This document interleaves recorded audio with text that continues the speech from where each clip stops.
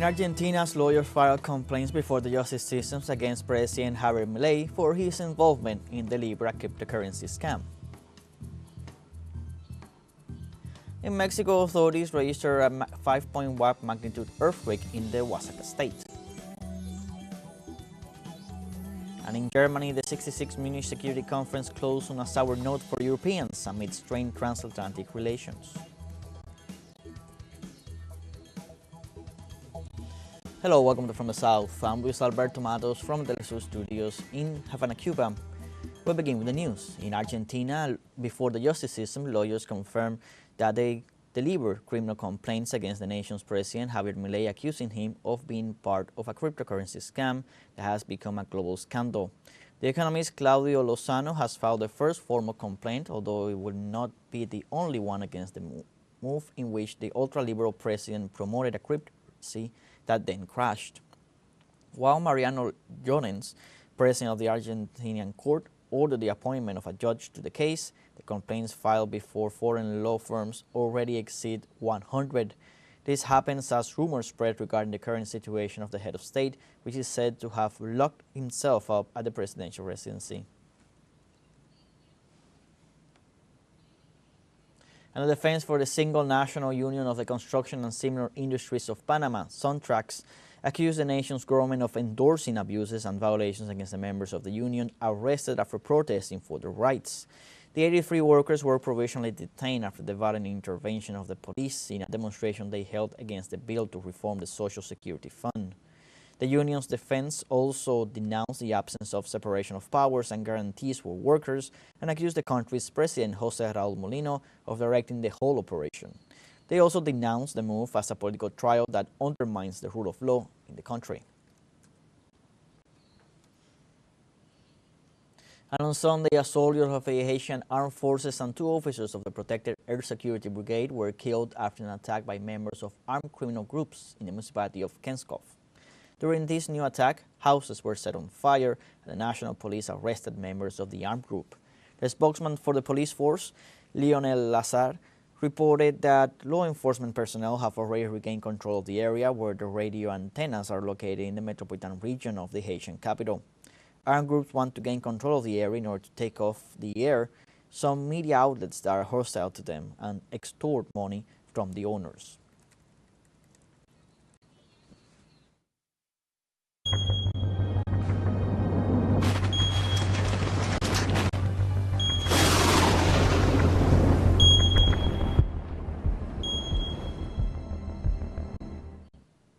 A 5.1 magnitude earthquake was registered early hours of Monday in the state of Oaxaca in southern Mexico. The epicenter of the quake was located in Yucatán de Zaragoza and was reported a few minutes after midnight. So far, no fatalities, injuries, or damage to structures have been reported. The Mexican seismic alert system explained that the alarm did not go off because the earth movement had not been intense enough.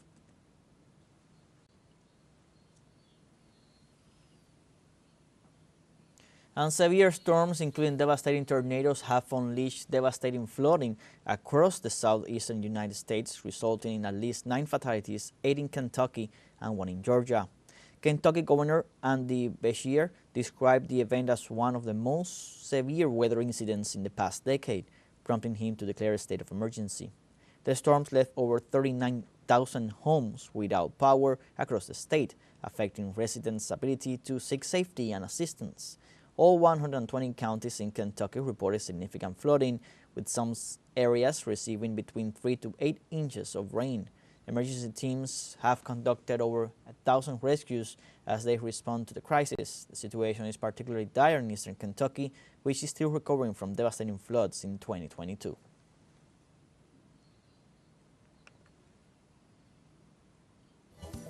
We now have a first short break coming up. Before we invite you to join us on our TikTok at teleSUR English, where you'll find news updates in different forms and formats. We'll be right back after the break.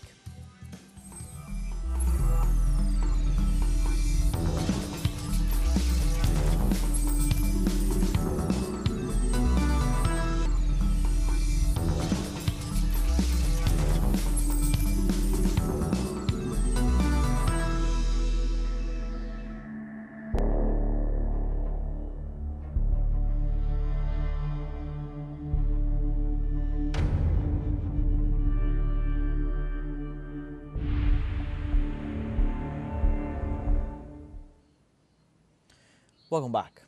The Hind Rajab Foundation, a legal arm of the March 30th movement, has filed a complaint with International Criminal Court against Israeli Foreign Minister Gideon Sa'ar. Her HRF accuses Sa'ar of war crimes and crimes against humanity in connection with Israel's military actions in Gaza since October 7, 2023, alleging that he is complicit with Prime Minister Netanyahu in the mass displacement, starvation, and persecution of Palestine. With Sa'ar's planned visit to Brussels on February 18th, the HRF urges Belgium to stop him and cooperate with the ICC, citing Belgium's obligations as a signatory to the Rome Statute. The HRF is named after Hind Rajab, a 5-year-old Palestinian girl killed by Israeli forces.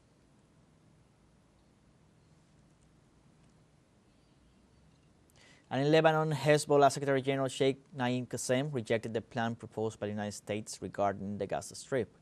Hezbollah's top leadership strongly condemned the plan to displace Palestinians from the Gaza Strip to Egypt, Jordan, and Saudi Arabia, and warned against U.S. President Donald Trump's dangerous position to end Palestine. The Secretary General made clear that this political genocide proposed by Trump in collaboration with Israeli Prime Minister Benjamin Netanyahu has no viability with the resilient Palestinian people. In this regard, he noted that current events make it clearer than ever that Israel is under the direction and guidance of the United States and that its role is to achieve Washington's expansionist goals.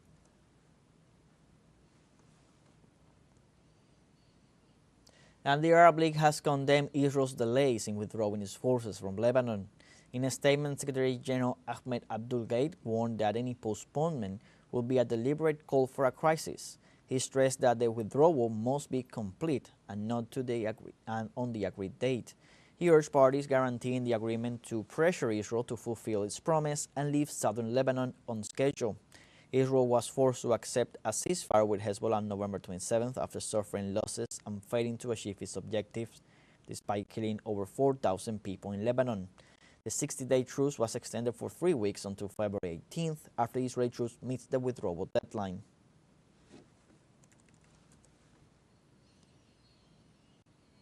The African Union's Commissioner for Political Affairs, Peace and Security, Bankole Adoye, warned of a possible breakup of the Democratic Republic of the Congo after the M23 armed group entered the city of Bukavu. These statements were made at a press conference on the sidelines of the AU summit in the Ethiopian capital, Addis Ababa, after columns of M23 fighters allied with Rwandan troops entered the center of an key city in Eastern Democratic Republic of the Congo on Sunday. With fears that the offensive could ignite a regional war, the international community has multiplied calls for a de-escalation and ceasefire so far in vain. It must be noted that the conflict with M23 has lasted more than 3 years. We are expressing grave concern, that is what our leaders did, on the situation in Eastern DRC, calling for immediate withdrawal of M23 and their supporters from all occupied towns and cities, including Goma Airport. We also express concern that this escalation, this new escalation, should not become an open conflict that would disrupt and impact on humanitarian activities and the already very weakened social fabric in the region. Also, the 38th Summit of the African Union adopted the Convention to End Violence Against Women and Girls, becoming the first comprehensive continental instrument of its kind to address such actions. The document establishes a comprehensive and legally binding framework for the prevention, elimination, and effective response to all forms of violence against women and girls in Africa. The legal and social victory addresses the root causes and drivers of such violence, strengthening legal and institutional mechanisms, and promoting culture of respect for human rights, gender equality, and dignity, ensuring that African Union member states reinforce a common approach to eliminating such violence.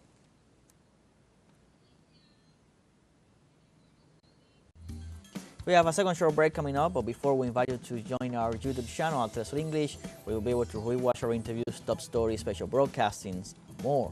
Hit that subscribe button and activate the notification bell to stay up to date on the world's most recent events. We'll be right back after the final short break.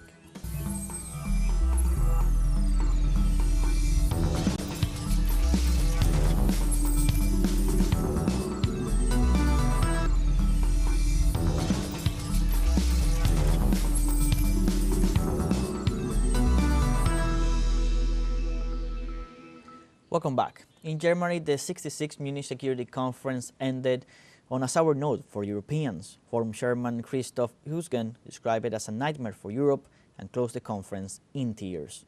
The presence of the U.S. Vice President James D. Vance especially upset the Germans. Both Chancellor Olaf Scholz and Vice Chancellor Robert Habeck condemned the U.S. support for pro-Nazi parties and organizations in Germany.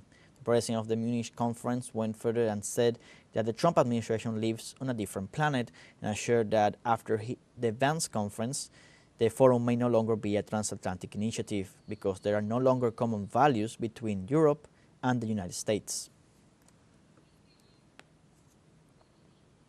And on Sunday, February 16, tens of thousands of Berliners demonstrated to a lunch week action for democracy, social justice, and human rights and against hatred. This comes after the U.S. Vice President called for a recognition of the far-right Alternative for Germany party, whose supporters downplay the significance of the Holocaust for the German people. Berliners shared their concern over local polls showing that the far-right Alternative for Germany party could become the second most voted party in Germany after the February 23rd legislative elections. Police estimated at least 30,000 people to have gathered in Bebelsplatz Square in central Berlin, while other sources announced that there were 38,000 participants. I just think that the Alternative for Germany and Christian Democratic Union parties are a huge problem right now, and that the right is simply far too big to just stay at home and do nothing about it. And I just think that it's right to take to the streets right now, because history must not be allowed to repeat itself. That's why I think it's super important to be active.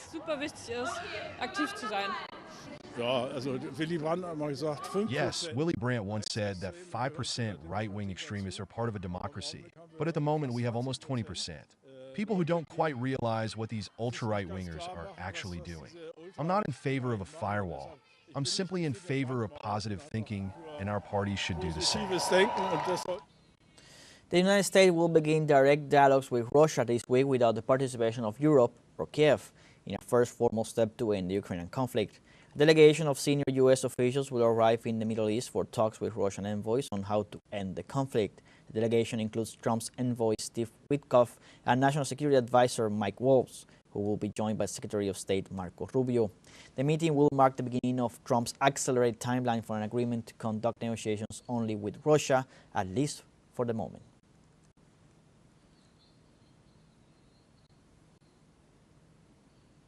Ukrainian President Volodymyr Zelensky had already announced his decision not to attend the meeting. He made it clear that he demands European involvement and does not want to enter into negotiations before determining what security guarantees the United States and its allies are prepared to offer to ensure that the ceasefire is not violated.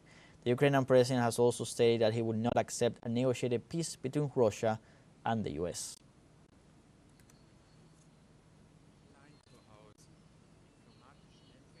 And in this context, the British Prime Minister says he is prepared to send troops to Kiev. The British proposal aims to protect the security of its territory and the whole of Europe, according to the Prime Minister, Keir Starmer. The decision taken at the White House and accepted by the Ukrainian President Volodymyr Zelensky seems to have taken not only London by surprise, but also all the leaders of the European bloc.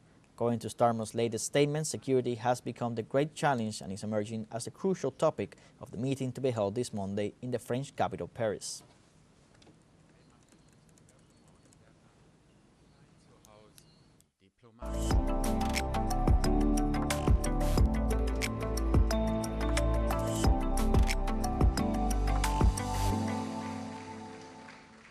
In Cuba, the president of Venezuela's National Assembly presented his book, Río Quemado, during the Havana International Book Fair.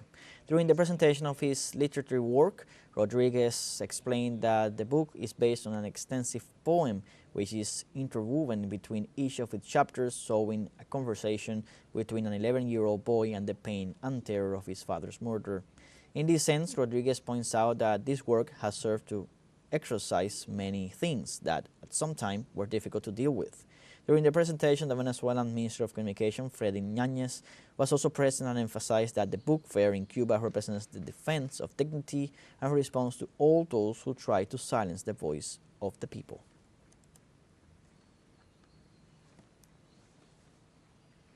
Efectivamente, Indeed, the Cuban Book Fair is much more than a book fair. It is an exercise in dignity, a defense of beauty, and a response to the scoundrels and savages who seek to silence an entire people. It is a fair that it is a moral choice and for which we in Latin America are grateful. Today, we at La Sirena Publishing House are celebrating because we have a stand here in Cuba, thanks to the generosity of the Cuban Book Institute, and we hope that this edition reach young people and Cuban readers.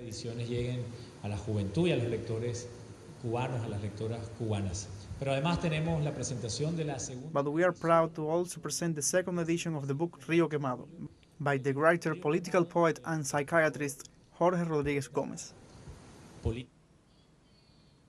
And in a special interview for a news multi-platform telesur, the President of the National Assembly, Jorge Rodríguez, talked about his experience presenting the book in Cuba. It is always a pleasure to come to this free land, to the land of Fidel, to the land of Raúl, and also to one of the most important book fairs in the world. Without a doubt, one of the most important in our continent, for its persistence, for the strength it presents, for the great variety of titles, and the great numbers of activities that take place at this fair.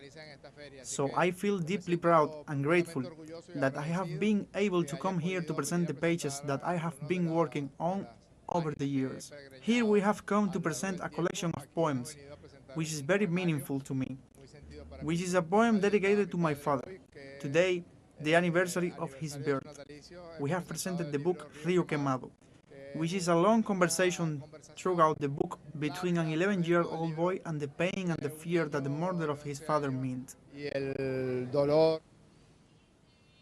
And another exhibition entitled The Lost Alphabet opened in Istanbul, Turkey. The installations are displayed in a former hat factory. Details from a correspondent, Yunus Soner. Since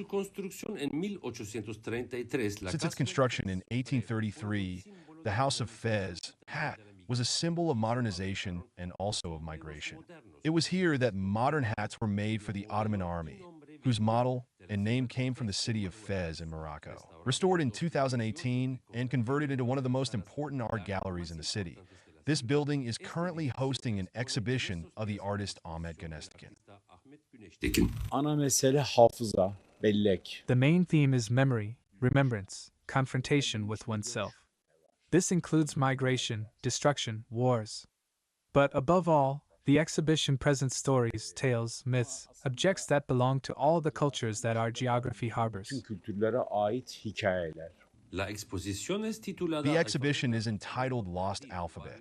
Several objects present letters in chaos, an invitation to visitors to remember and rearrange them. Displacing people from their places is like breaking a tree from its place. The trunk can be removed, but its roots remain in the ground. Sooner or later, they are reborn. Cultures and languages are exactly like that. It is impossible to remove them. Gnestikin's work of the last 6 years is exhibited in an area of almost 10,000 square meters. The works are paintings, installations, objects. Many invite to a journey through time and mythology. Here the mythological figure of the Medusa is depicted. Here its eyes and tail are shown. And here we see the effects caused by its hair. And this is what we were discussing just now. Many painted, decorated, and oversized doors catch the eye. Gnestikin explains that traveling through the country, he realized that every door told a different story behind it. Here we tell the story of Lilith, according to mythology the first wife of Adam, who demanded equality and was cast out. We tell her story of a rebellious but ignored woman as a source of inspiration. Other installations tell of current journeys, migration, where visitors to the exhibition rediscover their own history. Here I see that a chest has been used, just like the one my grandmother had. People used to travel and emigrate using them as trunks. I see another trunk made of camel skin, very typical of the Middle East. I see trunks of all geographies here. The works are well received, and the exhibition is thought-provoking, say visitors. I've been here for an hour at the exhibition, which I enjoyed very much. It's an exhibition that encourages a lot of thinking. I liked it very much. The exhibition of the Lost Alphabet will be open to the public until July 20th in the Old Hat Factory, next to the Golden Horn. teleSUR, İstanbul, Türkiye. Ladies, we have come to the end of this news brief. Remember, you can find more on our website at telesurenglish.net. You can also join us on our social media on Facebook, X, Instagram, Telegram, and TikTok. For teleSUR English, I'm Luis Alberto Matos. Thanks for watching.